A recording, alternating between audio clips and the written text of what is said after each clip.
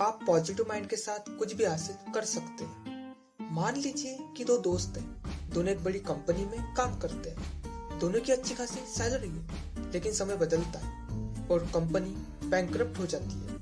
इस वजह से दोनों की नौकरी चली जाती है। नौकरी जाने की वजह से एक दोस्त अपने आप को फेल मान लेता है और कुछ महीनों के लिए सैड पोस्टर में चला जाता है। वही दूसरा दोस्त इस सिचुएशन को दूसरी तरह से लेता है। दुख उसे भी होता है, लेकिन वो दुख को अपनी विफलता नहीं मानता और अपने पैशन यानी क्रिएटिव राइटिंग को फॉलो करने में लग जाता है। अब आप ही सोचिए कि कुछ महीने बाद दोनों में से किसकी हालत बेहतर होगी। हमारी जैसी भी हालत रहती है, उसके पीछे हमारे एटीट्यूड का बहुत बड़ा योगदान रहता है। नेगेटिव माइंडसेट हमारी पूरी जिंदगी को नेगेटिव बना देता है, वही पॉजिटिव माइंडसेट हमें मुश्किलों से लड़ने की हिम्मत देता है। अब सवाल आता है कि पॉजिटिव माइंडसेट को मेंटेन कैसे करें।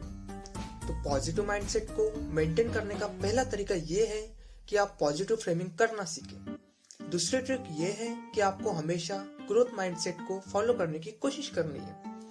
अगर फिर भी आपको ऐसा लगता है कि ज्यादातर समय आप नेगेटिव माइंडसेट में रहते हैं, तो फिर सफल और पॉजिटिव एटीट्यूड वालों के साथ ज्यादा से ज्यादा समय बिताने की कोशिश करिए। ऐसा करने से आपको खुद के अंदर की कमियों के बारे में ज्यादा बेहतर पता चलेगा। खुद के अंदर के पैशन को तलाशें और खुद को मोटिवेट रखें। चलिए मैं आपको कहानी से समझाने की कोशिश करता हूँ।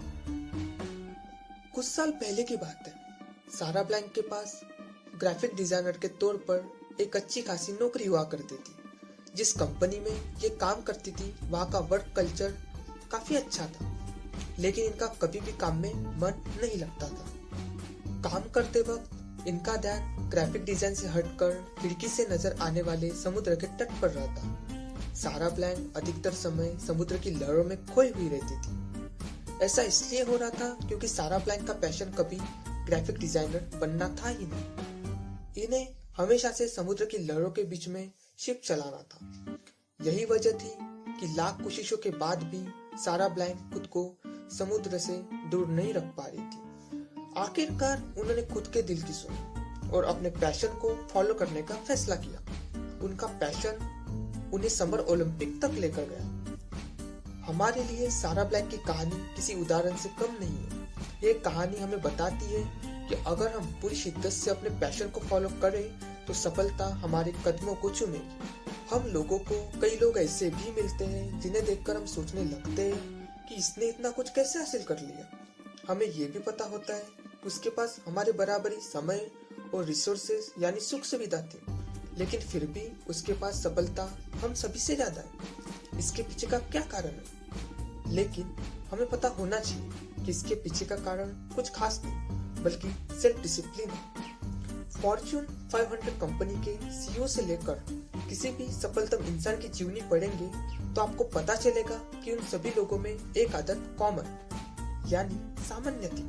वो आदत ये थी कि उन सभी लोगों ने अपने जीवन से एक्सक्यूज यानी बहानों को निकालकर बाहर फेंक दिया था। उन सभी लोगों ने कई सालों तक खुद के ऊपर काम किया था। उन्होंने खुद को सेल्फ डिसिप्लिन की ट्रेनिंग दी थी, जिसका फायदा उन सभी के करियर में भी दिखने को मिला।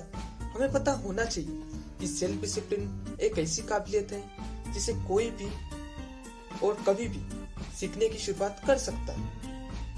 इसे सीखने की शुरुआत आप अपने करियर को बेहतर बनाने से भी कर सकते हैं। अगर आपको अपने फील्ड का मास्टर बनना है तो फिर आपको इस फील्ड के ज्ञानी यानी महारथी लोगों के बारे में खूब पढ़ना चाहिए।